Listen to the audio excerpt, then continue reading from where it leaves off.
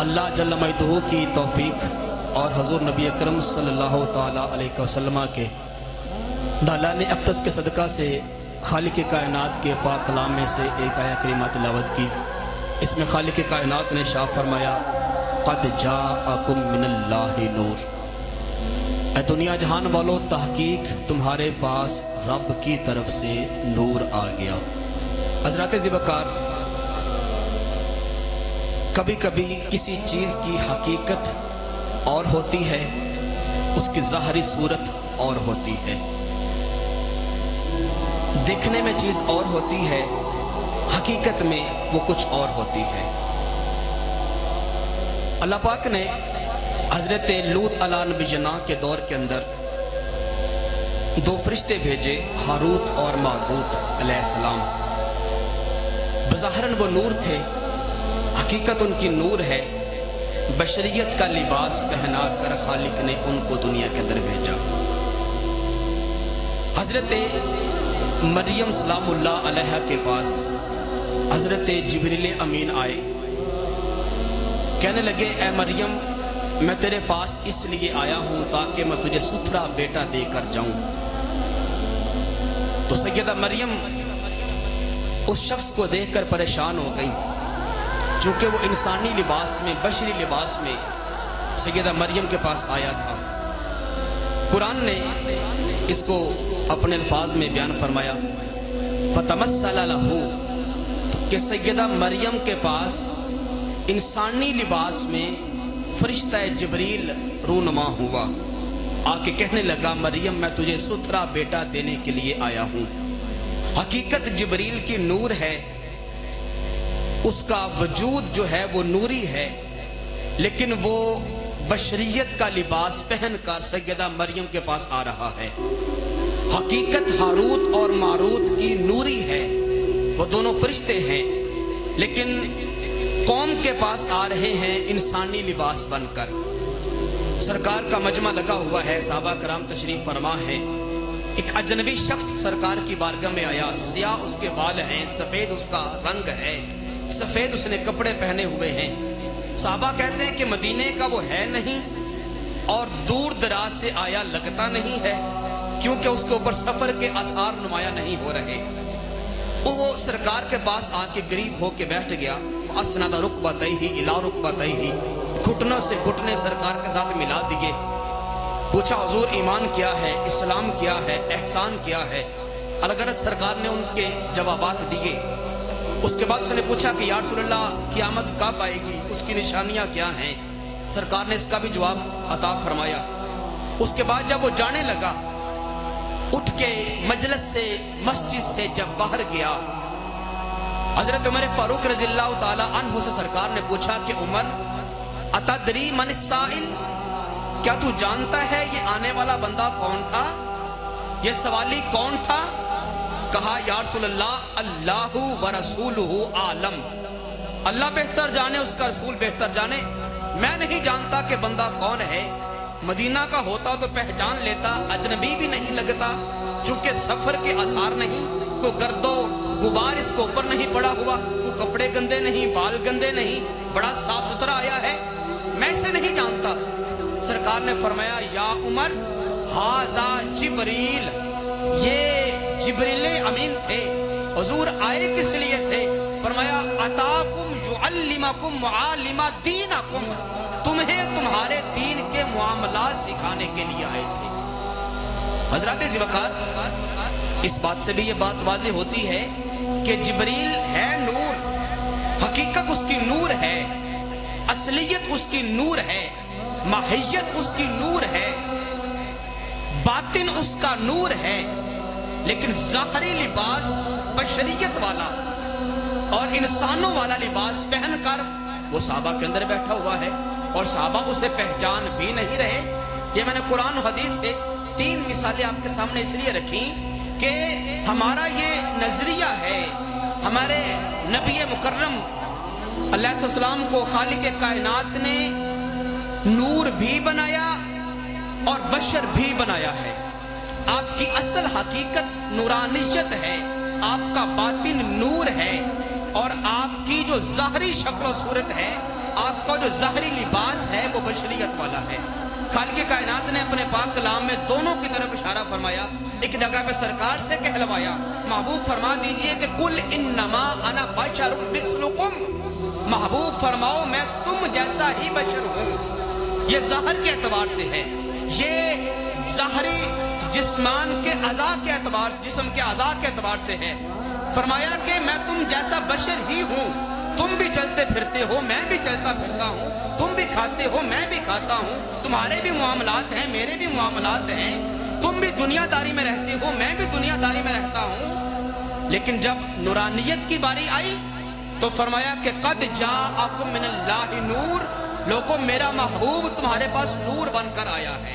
حقیقت میں وہ نور ہے، حقیقت میں وہ اللہ کا نور ہے، اس کی اصلیت نور ہے، اس کی ماہیت نور ہے، اس کا باطن نور ہے، لیکن اس نور کے اوپر بشریت کا لباس پہن کر آیا ہے۔ حضرت ذی وقار، نہ تو سرکار کی بشریت ہم جیسی ہے اور نہ ہی سرکار کی نورانیت دوسری نوری مخلوقات جیسی ہے۔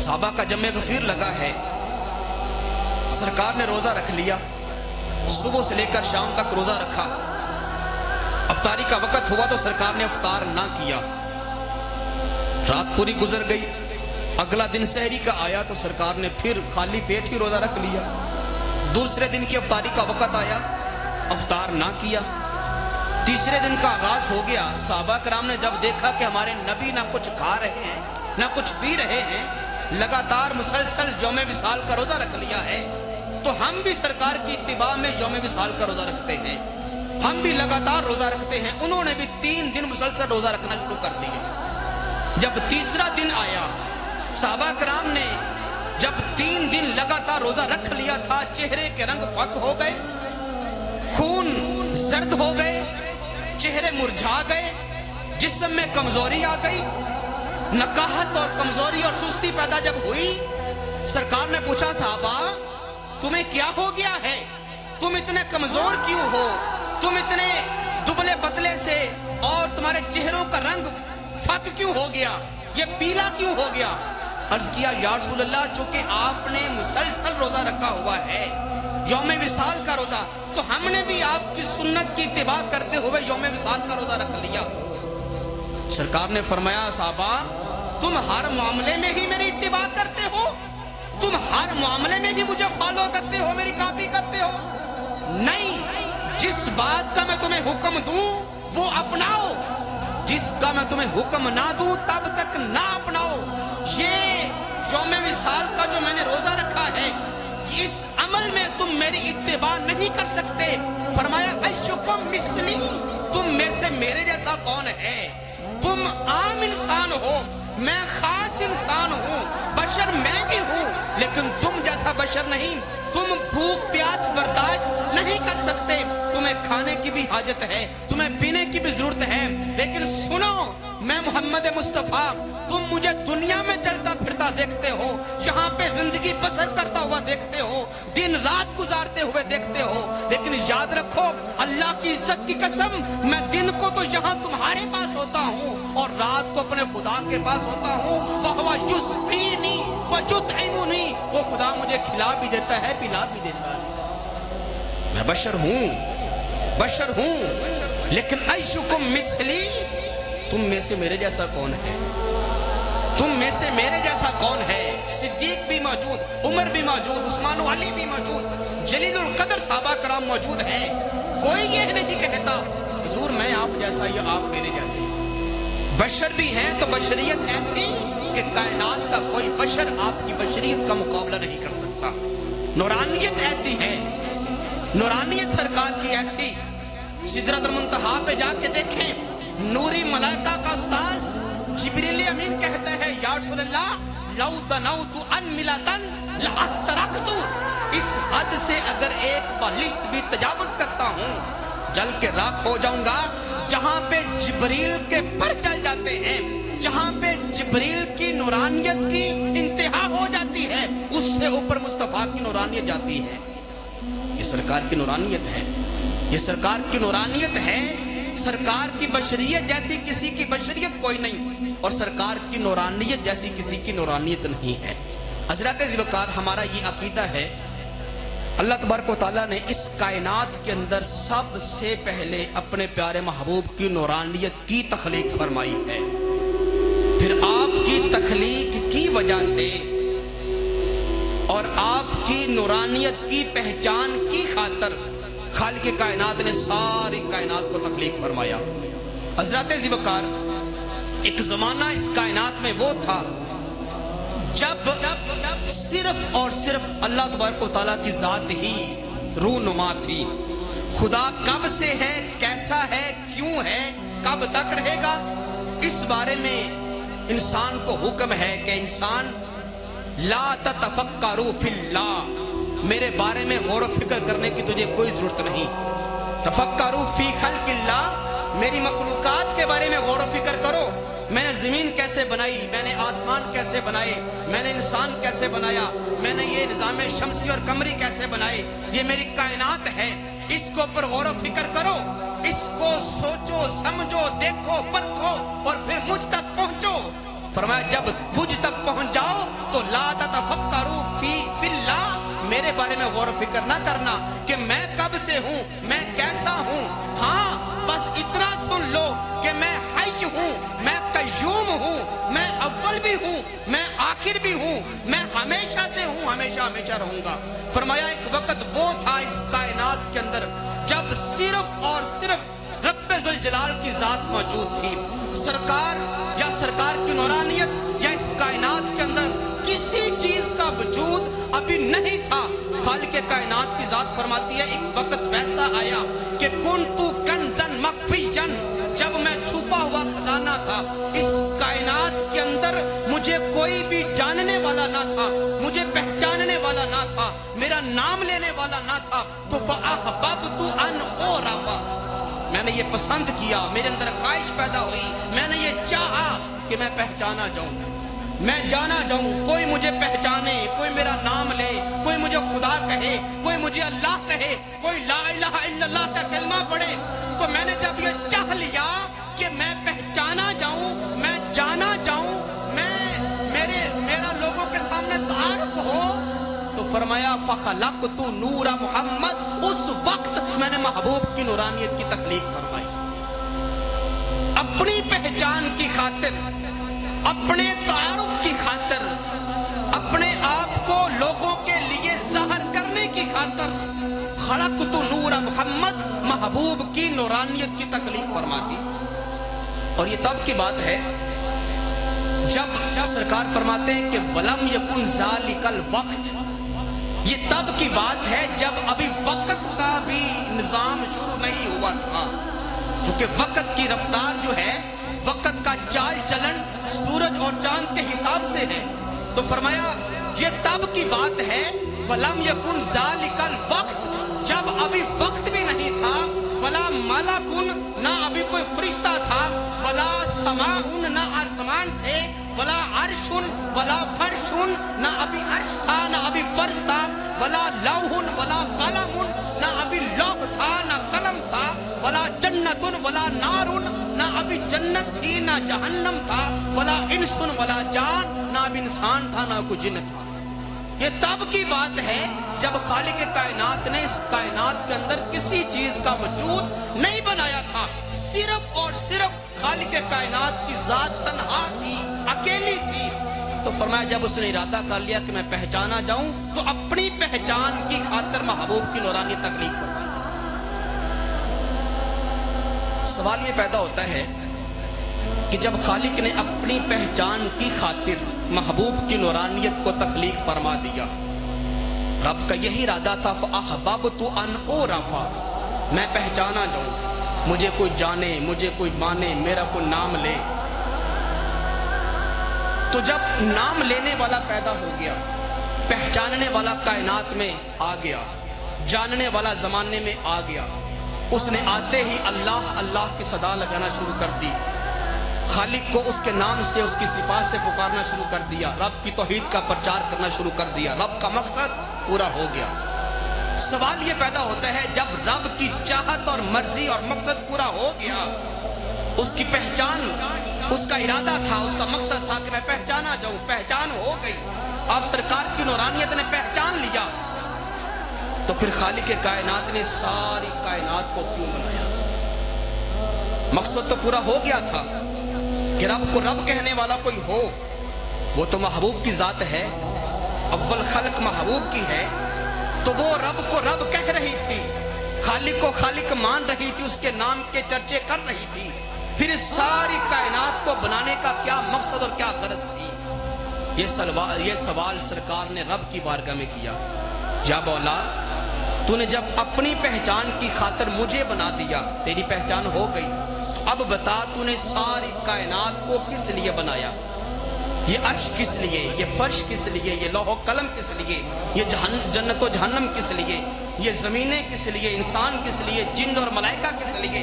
खालिक कायनात ने फरमाया, महबूब तुझे बनाया है अपनी पहचान की खातिर, तुझे बनाया है अपनी पहचान की खातिर, तो फखलक़तुल खल्क़ा अन उरफ़ा करामतका व मंज़लतका अलैया, सारी कायनात इसलिए बनाई है कि महबूब वो तुझे पहचान जाए। तुझे बनाया अपनी पहचान की खातिर और कायनात बनाई है तेरी पहचान की खातिर। अब जो तुझे पहचानेगा गोया वो मुझे पहचान जाएगा, जो तुझ तक ना पहुंच सका वो मुझ तक कभी ना पहुंच सकेगा। सारी कायनात तेरी पहचान की खातिर बनाई और तुझे बनाया मैंने अपनी पहचान की खातिर। हजरत जी वकार अभी आपने समात फरमाया कि सरकार की नूरानियत तब तख्लीक हुई जब अभी कायनात में कुछ भी नहीं था। दूसरा सवाल ये पैदा होता है कि जब कायनात में अभी कुछ भी नहीं था तो खालिक कायनात ने फिर नूरानियत मुस्तफ़ा को रखा कहाँ पे? जिस चीज का वजूद हो उसे रखने के लिए, ठहरने के लिए किसी जगह का होना जरूरी है, किसी जगह का होना जरूरी है। तो जब सरकार की नूरानियत तख्लीक हुई, कायनात तो थी ही नहीं, तो खालिक कायनात ने सरकार की नूरानियत को रखा कहाँ पे?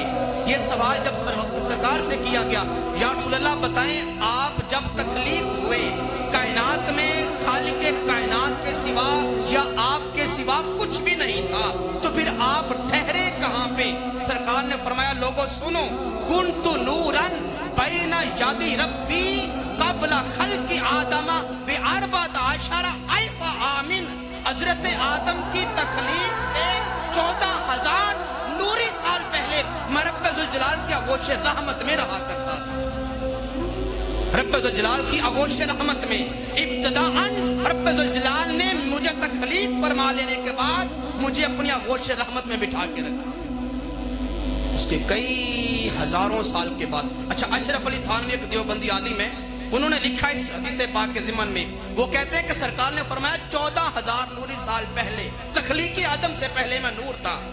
फरमाते हैं कि ये जो हद बंदी या ये जो अदद सरकार ने बयान फरमाया, ये सरकार ने सिर्फ असर राह फरमा दिया, असर राह फरमा दिया, अदरवाइज हकीकत ऐसे नहीं है। हकीकत इससे कई पीछे जाके सरकार न जाने 14,000 साल से कितना जमाना पहले रब की बारगाह में नूरानी शक्ल में मौजूद थे। ये तो सरकार ने वैसे ही असर राह फरमा दिया। न जाने इससे पहले कितने अरसे की बात है कि सरकार रब की बारगाह में बतौर नूरानियत मौजूद थे। फिर अल्लाह तबारक व तआला ने जब नूरानियत मुस्तफ़ा की तख्लीक फरमा दी, फिर अल्लाह तबारक व तआला ने अर्श की तख्लीक फरमाई। और ये नूर करता क्या था, इसका काम क्या था? तख्लीक के बाद जिसे पाक में आता है कि वह यदूरु बिल कुदरती हैसु यशा, जहां पे रब चाहता ये नूर वहां पे जाके रब की तस्बीह बयान करना शुरू हो जाता। इस नूर मुस्तफ़ा ने रब की तस्बीह बयान की, रब की हमद और तौसीफ और तहमीद बयान की, तहलील बयान की, तकबीर बयान की। इसने आलमे अरवा में, आलमे आखिरत में, लामकान में, अर्श के पर्दों के अंदर रब्बे ज़ुल जलाल की इस अंदाज में तहलील की, इस अंदाज में तकबीर की, तस्बीह की।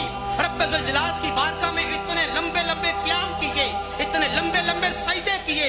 रब्बे ज़ुल जलाल को महबूब का क़याम, महबूब का सजदा, महबूब का रुकू, महबूब की तस्बीहात, तकबीरात और तहलीलात इतनी पसंद आ गई, रब्बे ज़ुल जलाल ने अर्शों पे खुश होकर इस नूर मुस्तफ़ा का नाम अहमद रख दिया।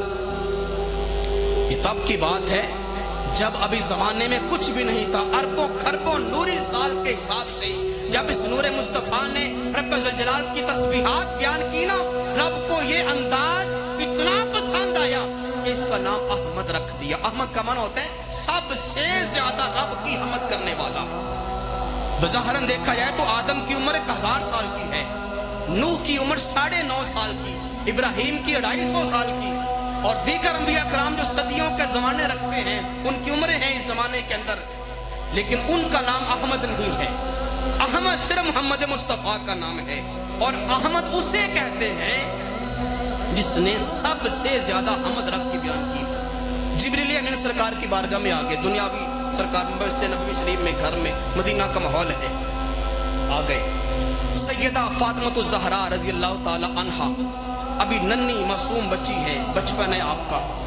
اجنبی شخص گھر میں دیکھا، بشری لباس میں سرکار کی بارگاہ میں بیٹھا ہے، تو پاس سے گزرنے لگی تو کہا چچا جان السلام علیکم۔ سیدہ فاطمہ نے حضرت جبریل امین سے کہا چچا جان السلام علیکم۔ جبریل نے کہا بیٹی وعلیکم السلام۔ ساتھ ہی کہہ دیا بیٹی فاطمہ تو نے مجھے چچا کہا، میں تیرا چچا تو نہیں لگتا؟ اگر آج سر راہ بھی چچا کہا ہے تو چچا تو وہ ہوتا ہے جو عمر میں باپ سے چھوٹا ہو، عمر میں باپ سے چھوٹا ہو تو اسے چچا کہتے ہیں۔ میری عمر تو تیرے باپ کی عمر سے کئی گنا زیادہ ہے، تو مجھے چچا نہ کہہ۔ اتنی بات ہوئی تو سرکار نے پوچھا جبریل تو میری بیٹی سے کہہ رہا ہے کہ میں تیرا چچا نہیں لگتا؟ چچا عمر میں باپ سے چھوٹا ہوتا ہے، ذرا بتا تو صحیح کم عمر تا من السنین، تیری عمر ہے کتنے سال؟ کتنے سال کی تیری عمر ہے؟ عرض کیا کہ یا رسول اللہ لست عالم، مجھے کوئی علم ہی نہیں، میں جانتا ہی نہیں کہ میری عمر کتنی ہے۔ پوچھا جبریل کچھ اندازہ تو ہوگا نا کہ تیری عمر کتنے ہزار سال ہے، یا کتنے صدیاں ہیں، یا کتنے زمانے بیت گئے؟ عرض کیا کہ یا رسول اللہ اور تو کچھ نہیں معلوم، اتنا مجھے یاد پڑتا ہے جب خالق نے میری تخلیق فرمائی تھی، جب میں نے پہلی آنکھ کھولی تھی تو میری نظر رب ذوالجلال کے عرش کے پردوں کے ساتھ جا کے ٹکرائی تھی۔ وہ جو 70,000 پردے ہیں، چوتھے پردے کے اوپر جا کے میری نظر ٹھہر گئی۔ پوچھا کیوں؟ کہا کہ اس لیے کہ اس پردے کے اندر ایک خوبصورت ستارہ بڑی آب و تاب سے چمک رہا تھا۔ وہ ستارہ چمک رہا تھا، اس کی چمک ایسی کہ میں اس کو دیکھنے میں ایسا مست ہوا کہ دیکھتے ہی دیکھتے دیکھتے ہی دیکھتے مجھے کھڑے کھڑے وہاں پہ 70,000 سال گزر گئے۔ 70,000 سال گزر گئے، اس ستارے کو میں دیکھتا ہی رہا۔ پھر ایک وقت ایسا آیا کہ وہ ستارہ وہاں سے اوجھل ہو گیا، مجھے نظر نہ آیا۔ میں نے بڑا تلاش کیا عرش کے پردوں کے اندر، اور میں نے لامکان کے اور سدرہ کے پردوں کے اندر میں نے تلاش کیا، وہ ستارہ نظر نہ آیا۔ ڈھونڈتے ڈھونڈتے ڈھونڈتے ڈھونڈتے حضور 70,000 سال پھر گزر گئے۔ آخر کار وہ ستارہ اسی جگہ پہ دوبارہ طلوع ہوا۔ 70,000 سال کے بعد دوسری دفعہ پھر ایسے ہی چمکا، پھر غروب ہوا، پھر چمکا، پھر غروب ہوا، پھر چمکا، پھر غروب ہوا۔ حضور کیا کہنا کہ وہ ستارہ جو کبھی 70,000 سال کے بعد چمکا کرتا تھا، اس ستارے کو میں جبریل نے 72,000 مرتبہ دیکھا۔ جو چمکتا غروب ہوتا اسے میں نے 72,000 مرتبہ دیکھا ہے۔ اندازہ لگا لیں، 70,000 کو 72,000 سے ملٹیپلائی کریں، جو جواب آئے گا، جو پیچھے زیروز لگیں گے، وہ میں جبریل کی عمر ہے۔ جب سنا نا کہ اس کی اتنی عمر ہے تو فرمانے لگے جبریل بس، جبریل بس، وہ اتنی سی تیری عمر ہے؟ جبریل ورتا حیرت میں گم۔ آج دنیا کے انسان تو کیا، اس کا بنایا ہوا کمپیوٹر، اس کی مشین جواب دے جائے۔ جہاں پہ زمین والوں کے، دنیا والوں کے اعداد ختم ہو جاتے ہیں، اس سے آگے میری عمر شروع ہوتی ہے، اور یہ فرما رہے ہیں کہ بس اتنی سی۔ حضور کیا بات سمجھ نہیں آئی، میری اتنی زیادہ عمر اور فرماتے ہیں اتنی سی۔ سرکار نے فرمایا جبریل وہ ستارہ جو کبھی عرشوں میں چمکتے دیکھا کرتا تھا، آج اگر وہ ستارہ میں تجھے دکھاؤں تو دیکھ کے پہچانے گا؟ کہا یا رسول اللہ انسانی عقل، انسانی آنکھ اور انسانی دماغ میرے پاس نہیں، میں نور ہوں، ایک چیز کو ایک بار دیکھ لوں کبھی بھولتا نہیں، اس کا تو میں عاشق تھا، 72,000 مرتبہ دیکھا ہے، حضور کیسے بھول سکتا ہوں، دکھائیں میں دیکھ کے پہچانوں گا۔ فرمایا جبریل دیکھ وہ ستارہ تجھے دکھانے لگا ہوں۔ اپنے امامے کو تھوڑا سا پیچھے کیا، اللہ کی عزت کی قسم وہ ستارہ جو کبھی عرشوں پہ چمکا کرتا تھا مصطفیٰ کی پہچانی میں چمک رہا تھا۔ فرمایا جبریل مجھے عزت خدا بندی کی قسم ہے، انا ذالک الکوکب، وہ ستارہ جو کبھی تو عرشوں میں دیکھا کرتا تھا میں محمد کے نور کا ستارہ تھا۔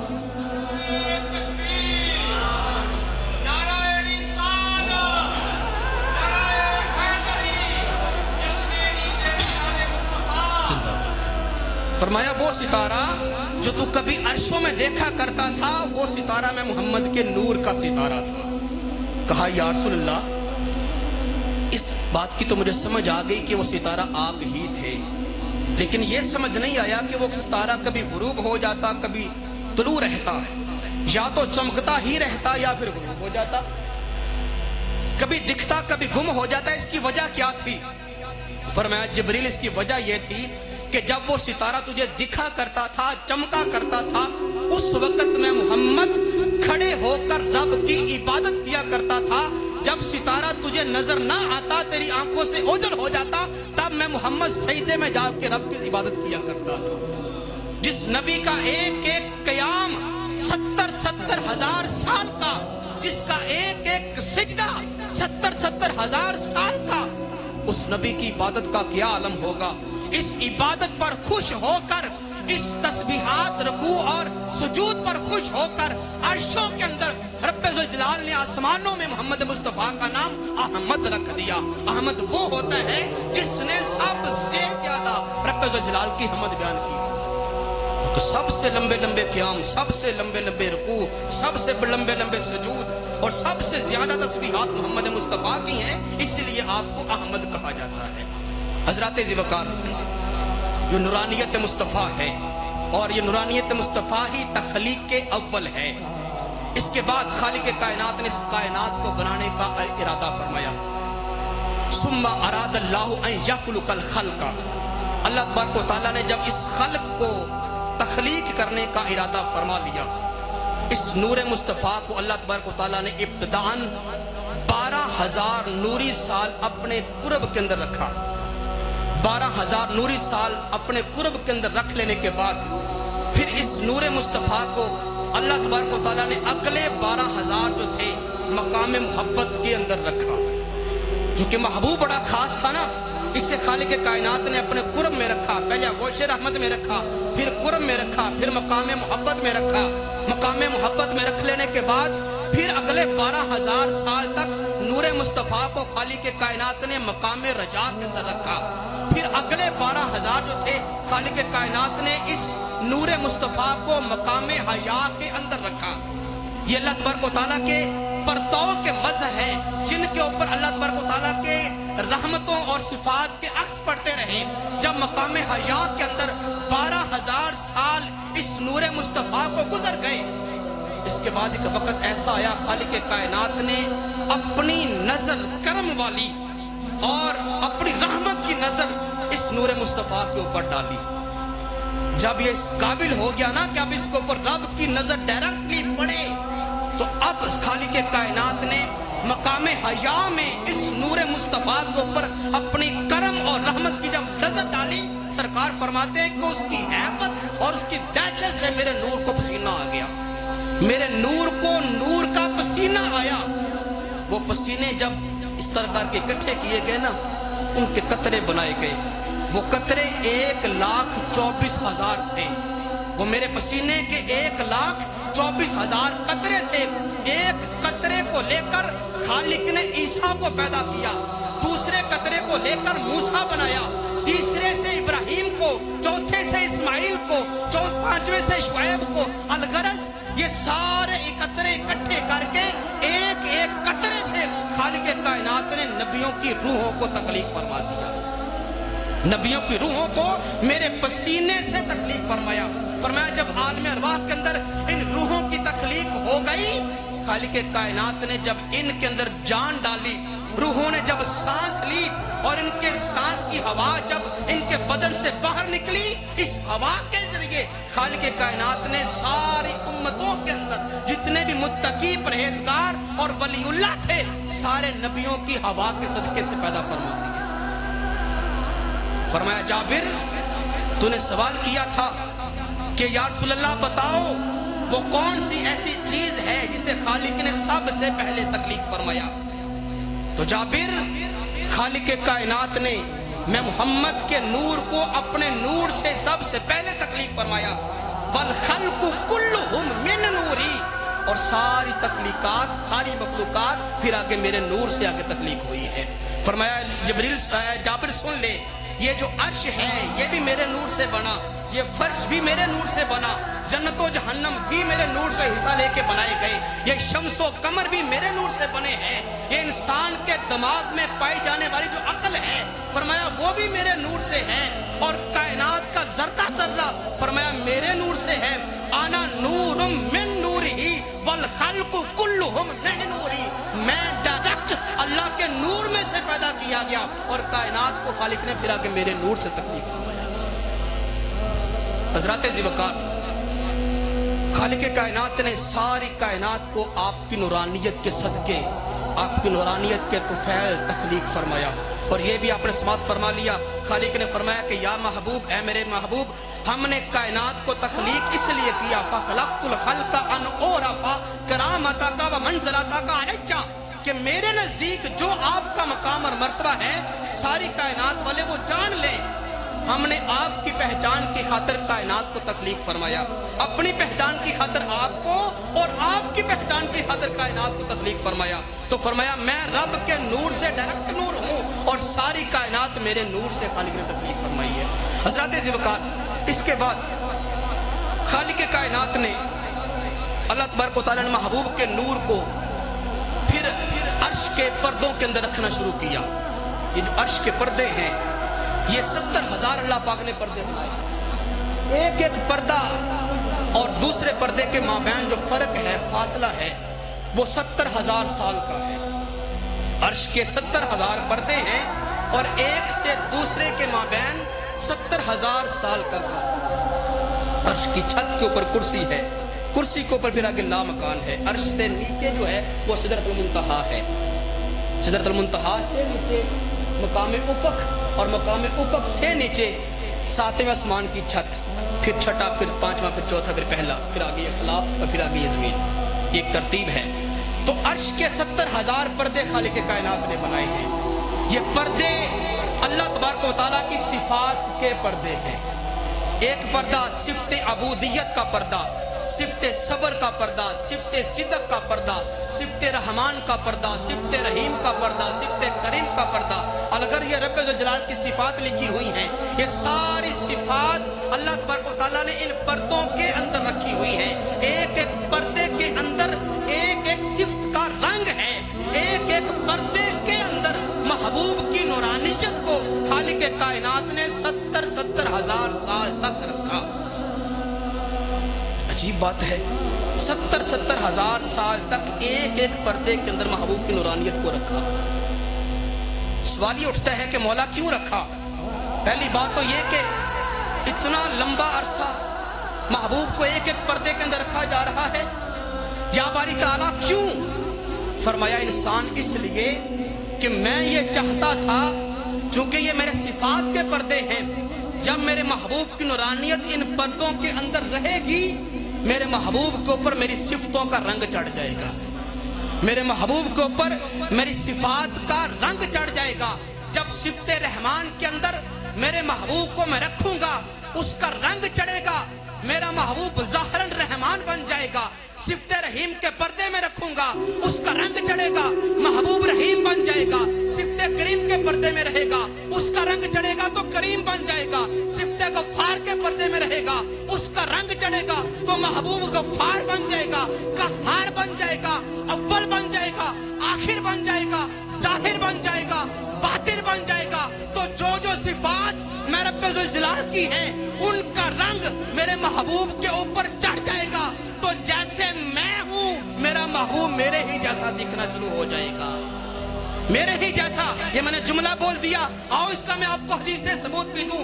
खालिक कायनात ने जब आखिरी पर्दे के अंदर महबूब की नूरानियत को रखा, सरकार फरमाते हैं जब 70,000 साल गुजर गए, उसका रंग भी मेरे ऊपर चढ़ गया। तो रब्बुल जलाल ने जब मुझे वहां से निकाला, जब निकाला रब्बुल जलाल ने अपनी करम वाली, अपनी मोहब्बत वाली और अपनी इनायत वाली जब नजर मेरी नूरानियत के ऊपर डाली, बेसाख्ता खुदा बोल पड़ा। खुदा बोल के कहता है फैजा हुआ कमसली, ये महबूब तो मुझे मेरे ही जैसा दिख रहा है, ये महबूब तो मुझे मेरे ही जैसा दिख रहा है, क्योंकि रब्बुल जलाल की सिफात का रंग मोहम्मद मुस्तफा के ऊपर चढ़ गया था। इन पर्दों के अंदर महबूब की नूरानियत को रखा ताकि जो सिफात रब्बुल जलाल की है महबूब के ऊपर उनका रंग चढ़ जाए, महबूब के ऊपर उनका रंग चढ़ जाए। तो रब्बुल जलाल ने फरमाया फाइजा हुआ कमसली, जब आखिरी पर्दे से गुजार के बाहर निकाला तो मुझे यूं लगा जैसे मेरा महबूब मेरे ही जैसे होता है। ये खुदा का जुमला है, फाइजा हुआ कमसली, मेरा महबूब मुझे मेरे ही जैसे दिखा। अब इस बात को अगर मैं दूसरे एंगल से सरकार की जुबान से बयान करूं, सरकार की जुबान से बयान करूं तो बड़े मोहब्बत की बात आपके नजर करने लगा हूं। सरकार जब मक्का के अंदर गए ना, इब्तिदान जब आपने तबलीग का काम शुरू किया, आपने फरमाया लोगों ला इलाहा इल्लल्लाह ये दावा है। आपने दावा कर दिया लोगों 360 जिनको तुम देखते हो रोज वो झूठे हैं, और एक वो जो नजर भी नहीं आता वो सच्चा है, एक वो जो नजर नहीं आता वो सच्चा है। ला इलाहा इल्लल्लाह। लोगों ने कहा मोहम्मद कैसी बात कर रहे हैं, जमाना गुजर गया, आबाओ अजदाद हमारे मर मिट्टी हो गए, इन्हीं पत्थरों के सामने, बुतों के सामने सजदा रेज़ होते थे, इन्हीं को अपना खुदा मानते थे, आज आप अनोखी बात कर रहे हैं। ये कैसे हो सकता है कि ये झूठे हो गए वो एक सच्चा हो गया।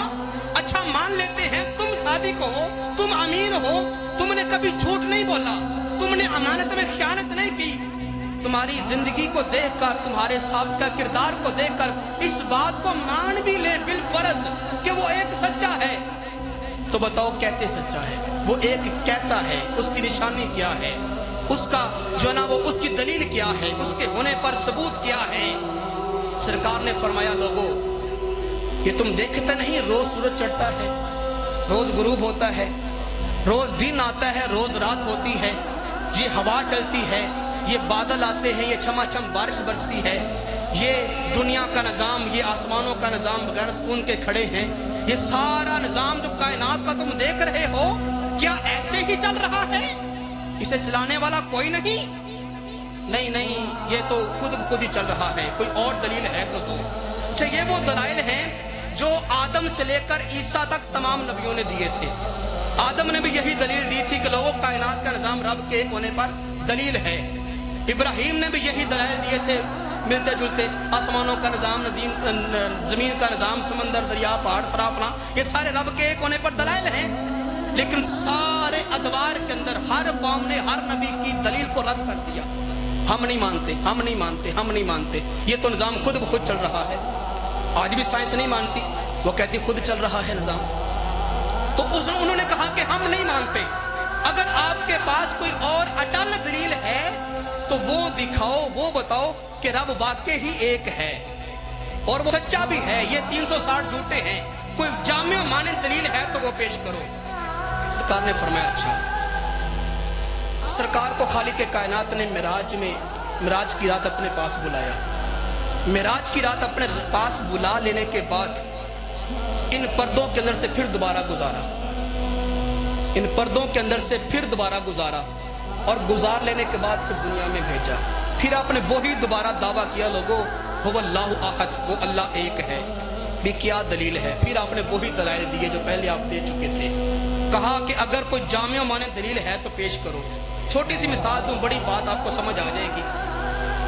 मेरा दावा है, मैं यहाँ पे बैठ के कहता हूँ भाई साहब बाहर बारिश हो रही है, आप कहते कार साहब नहीं हो रही, नहीं हो रही, मुनकर हो गए। मैंने कहा नहीं हो रही है जी, क्या दलील है? मैंने कहा जरा कान लगा के सुनो, ये गड़गड़ाहट की आवाज नहीं आ रही? ये बादल गरज रहे हैं, तुम्हें आवाज नहीं आ रही? ये देखो हवाएं की सनसनाहट तुम्हें सुनाई नहीं दे रही? ये हवाएं चल रही हैं ठंडी ठंडी, ये गर्ज है बादलों की, ये छम छम की जो आवाज आ रही है ये बारिश के होने पर दलील है। तो आपने कहा नहीं, ये हवा तो किसी पंखे की भी हो सकती है, ये ठंडी हवा किसी एसी की तरफ से भी आ सकती है। आप मेरी दलील को रद्द जो कर रहे हैं, ये गड़गड़ाहट किसी चीज के गिरने की भी हो सकती है, बादल की ना हो, तो ये बारिश होने के ऊपर दलील नहीं है। जिस तरह कुफार ने कहा कि सूरज तो खुद ब खुद चढ़ रहा है, उतर रहा है, दिन आ रहा है, रात जा रही है, कि खुद ब खुद है, ये तो रब के एक होने पर दलील ना हुई। ऐसे ही आप उनकर हो गए, भी बारिश तो नहीं हो रही है, बादल तो किसी और चीज की है। मैंने कहा नहीं, ये बादल की आवाज ही है, ये बारिश की आवाज ही है, ये छमछम हवा की आवाज है, तो ये बारिश हो रही है। आपने कहा नहीं, कोई कारी साहब को पक्की दलील है तो दें, नहीं तो हम आपके दावे को मानते नहीं है। मैंने कहा चलो ठीक है। आप बात को भूल के 2, 4, 10 मिनट 15 मिनट गुजरे, मैं उठ के यहाँ से बाहर चला गया। बाहर गया 10 मिनट 5 मिनट 15 मिनट मैं बारिश के अंदर खड़ा रहा, बारिश अपने ऊपर ली।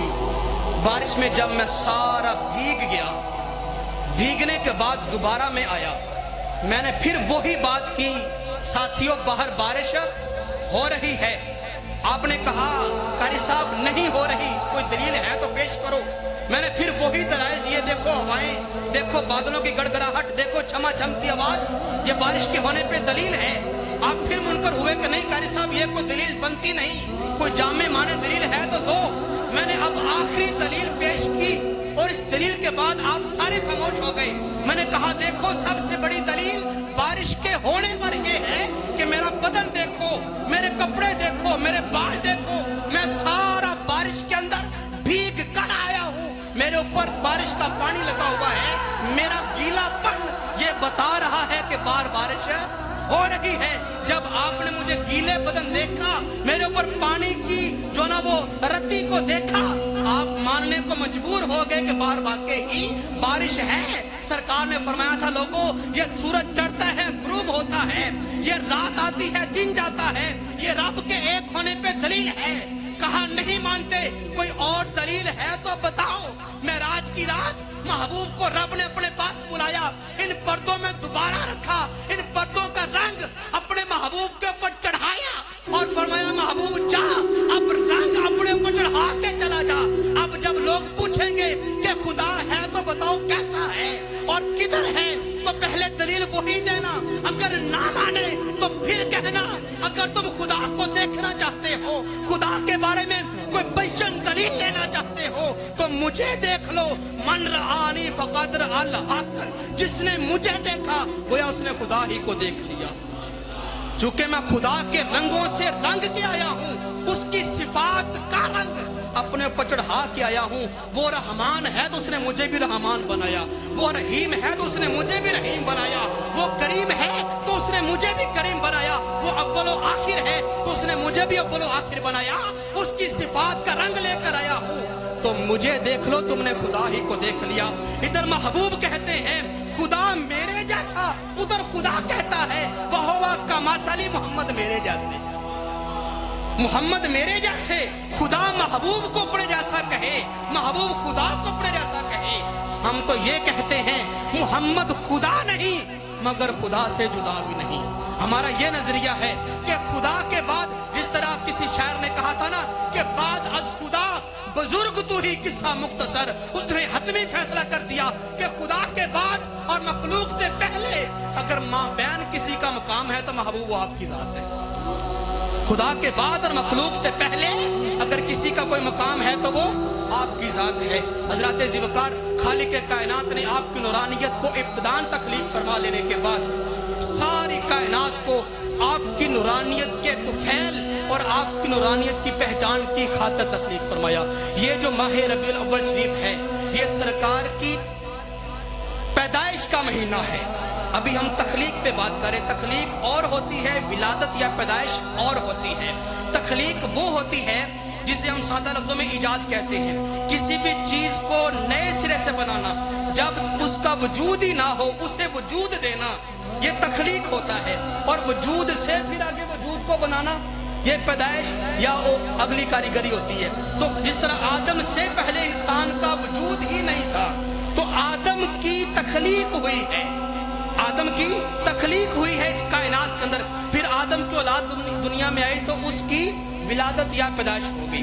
تو سرکار کی پیدائش تو ہوئی ہے اس ماہ ربیع الاول شریف میں، بظاہری بشریت کی ولادت، ظاہری لباس اور اس بدن کی ولادت، لیکن جو آپ کی حقیقت ہے، آپ کی ماہیت اور آپ کی جو اندرونی نورانیت ہے، اس کی تخلیق خالق کائنات نے اس کائنات سے بھی اربوں خربوں سال پہلے فرما دی تھی.